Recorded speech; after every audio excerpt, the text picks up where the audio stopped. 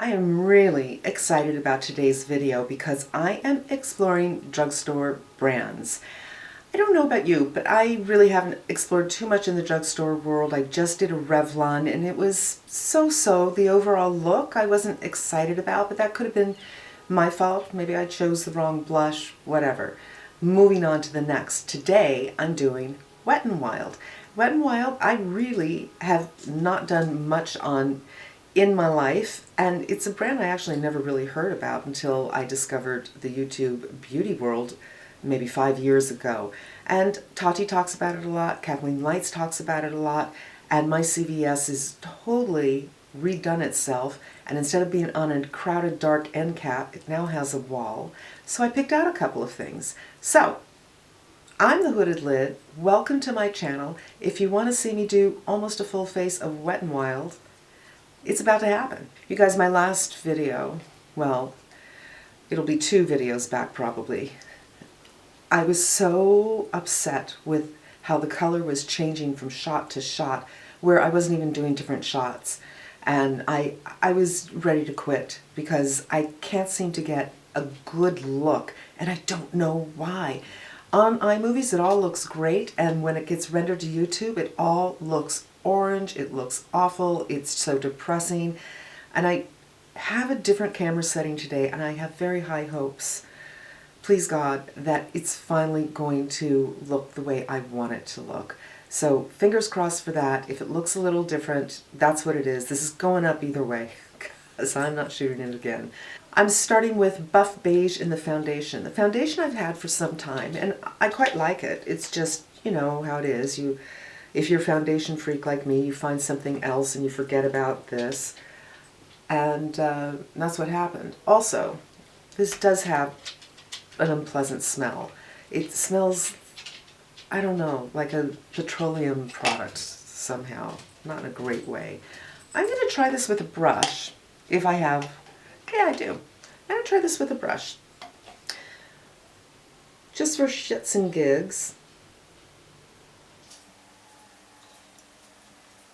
I'm doing it with a brush because I used an oil on my face this morning, which I usually don't do, and I don't want anything to misbehave between the little bit of oil on my face, the foundation, and the sunscreens. It could be a disaster.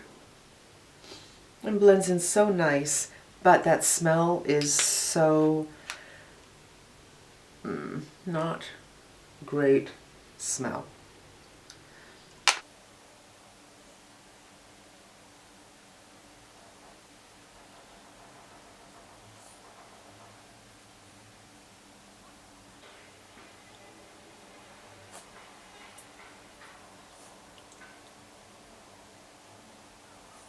And if you want to, you can just kind of go over with the Beauty Blender to make sure everything is blended in. This is dry. So I got this palette here.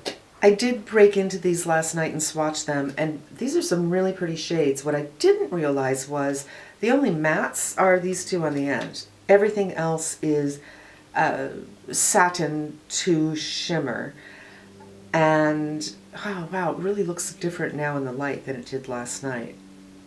I'm just going to use this as my transition. I've had pretty much 0 luck with eyeshadows, powdered eyeshadows from the drugstore. It's just not something they excel at, in my opinion. But I haven't tried a lot.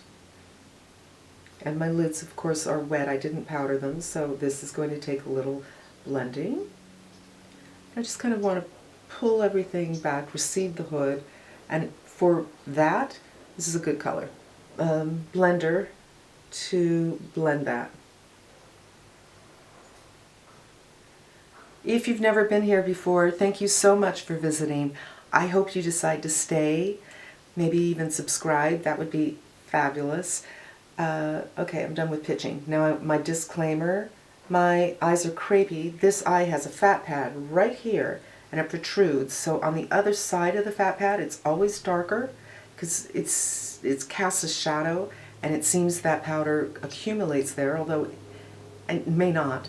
And it seems because when this area protrudes, it seems lighter. So this eye is my troubled eye, And this eye is kind of generally the look I'm trying for, but I can't get it over here.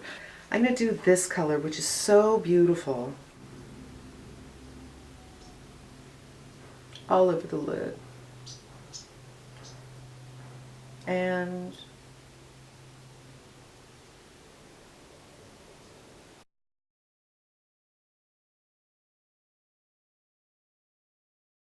so I'm doing short strokes, fairly firm, to build this on. I think just sweeping it on isn't going to do it with this formula. There's nothing in here to deepen up the corner with because everything else is shimmer, and that's kind of a problem.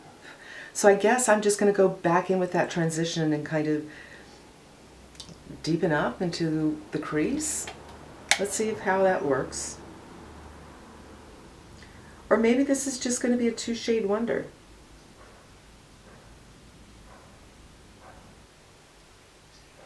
And just kind of feel around the socket and the outer edge.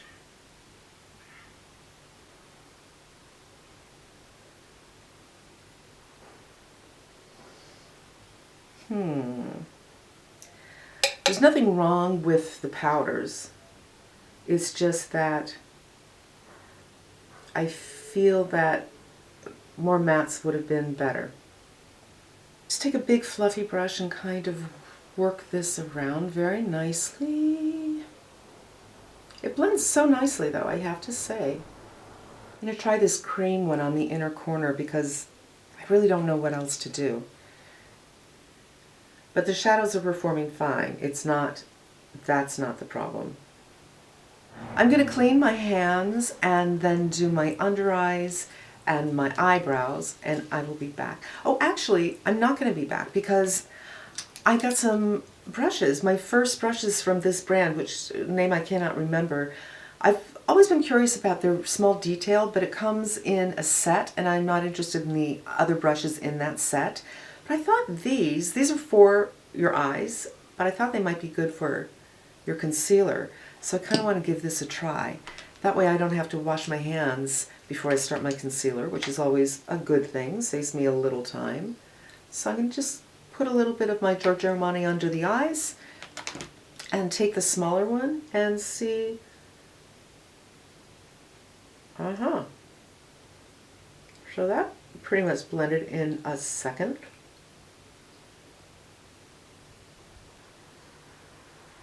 Not bad.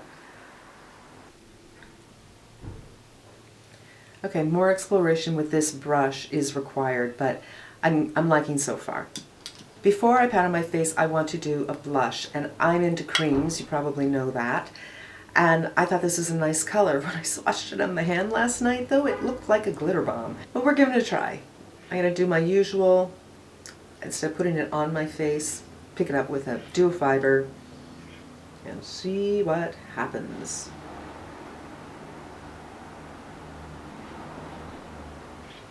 It's a very, as far as I can tell, it's a very gentle color, and it does give you that glass-like look because of the shimmer elements in it.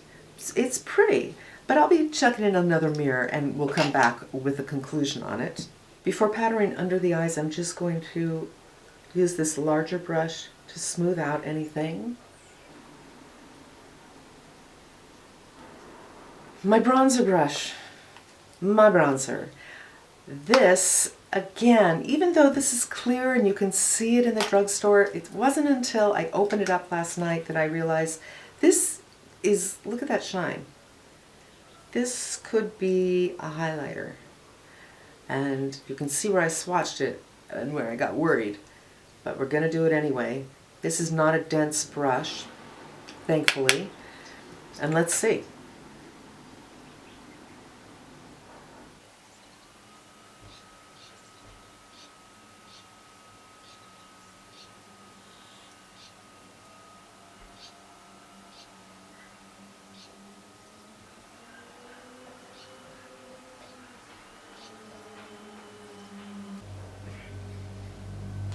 Not bad.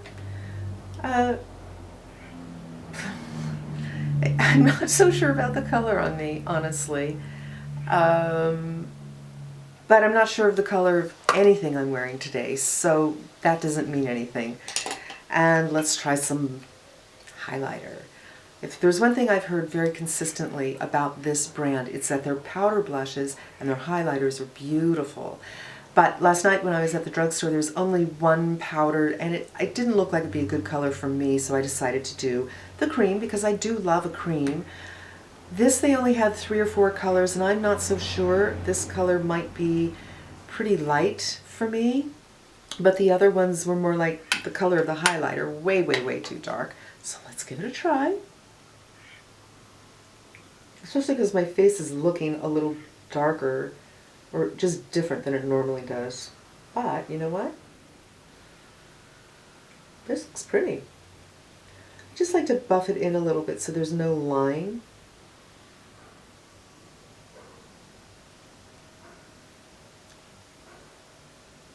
It's pretty, and I don't see that white line thing, which I really don't like.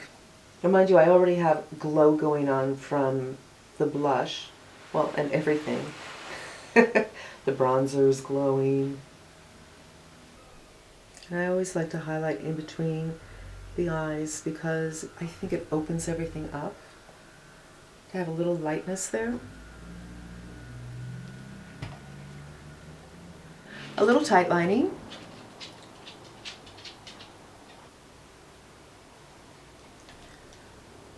Wow, do I look, I feel like I look super tan. I think it's this color of the foundation. A little bit of mascara. And finally I have some lip. I got the cat suit. Now the first time that I tried the cat suit, I loved the color, but it was so drying. I kept it because I loved the color, but more as a reference than anything else. And then I found another color right here, which is stunning on me. But again, it's so uncomfortable. Last night I tried this on, and it was far more comfortable than I remembered it being. And I think it might have been my application. I was using my 13X mirror, and I just put it on really thin, dried a teeny bit, saw that it wasn't opaque, and put another thin layer on. And it was much more comfortable. I made the mistake of putting the Laneige lip balm over it, and that made it heavy and tight and uncomfortable. But on its own, oddly enough, I didn't find it to be terribly uncomfortable. So if you are like me and you're very sensitive to the weight of what's on your lips, and your lips can be very dry, this might not be off limits. This might work. Okay, there's first coat, and honestly, it's perfectly lovely, but I can see my lips through it when I'm looking in the mirror. So I'm just going to do one more coat.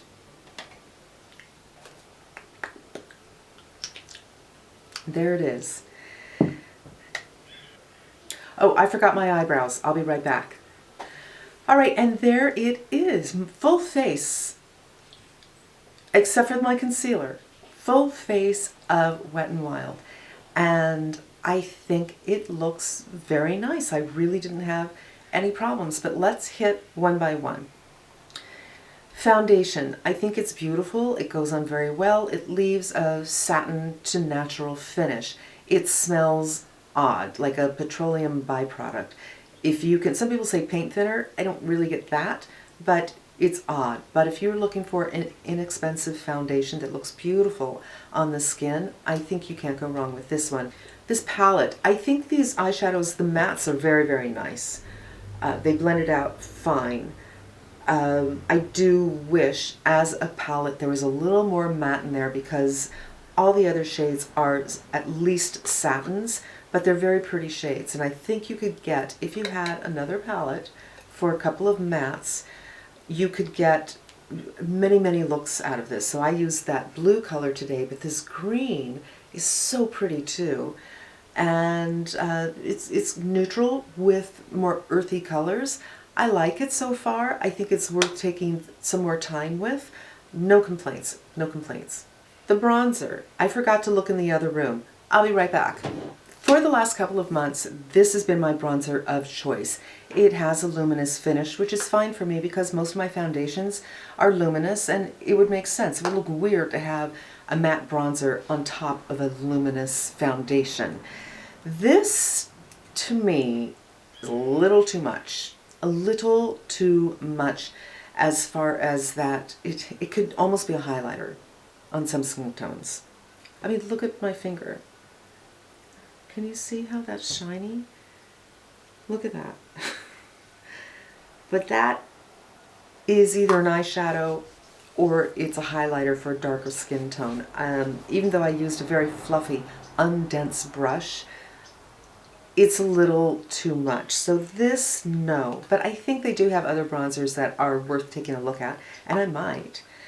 The highlighter, it's not as pow as I thought it would be. Now, I didn't build it up. Here it is on my finger. And there it is on, yeah, I'm definitely getting shine with the swatch on the hand. And I do have shine here, but I think that's from my blush. It's hard to tell where the blush is and where the highlighter is. I certainly only put the highlighter right here, and I see shine right here. But it doesn't look bad, and on my nose, which is probably the cleanest way to look at it, it's not incredibly bright, even though its swatch is really bright. I suspect that you could build this up. So I'm going to say yes on this. The blush. The blush is also incredibly glowy. I swatched it earlier, but I'll do it again for you. Look at that. I don't know if you can see that shine, but it's like, hi. I would actually say for these two products, this would be great, you know, in the summer, for a summer evening where you just want to glow and you have a sundress on and maybe you put some oil on so you're shining, you're shining, you're shining, just that glowy sun-kissed bronzed goddess look. These two will absolutely get you there. For the daily, maybe in fall, I think it's too much. But I have heard that their matte blushes are really, really nice, and when they stock up some more, maybe I'll come back with another bronzer and another blush. If that's something you're interested in seeing, please let me know. And the lipstick's far more comfortable than I remember it, and this will last a very long time. I remember when I was using this, it was hard to take off. I mean, you can do it with an oil, but these will stay, and I like the color, but it's comfortable. Altogether, I would say the look is pretty. I would say it's definitely prettier than the look that I got with the Revlon, hands down. And I can't say that I really had any problems with application on any of these. I'm just saying that these, not for the winter time. These are, you know, if you're in Saint-Tropez, being the bronze goddess that I'm sure you are. So that's going to wrap it up. That's my look at Wet n Wild products, almost full face. I can't say that there's really a dud here, performance-wise or application-wise. It's just a matter of choices. I hope it was helpful to you, and I would love to hear from you, and I hope you come again. In the meantime, I'm wishing you a fantastic day. Thanks for coming by.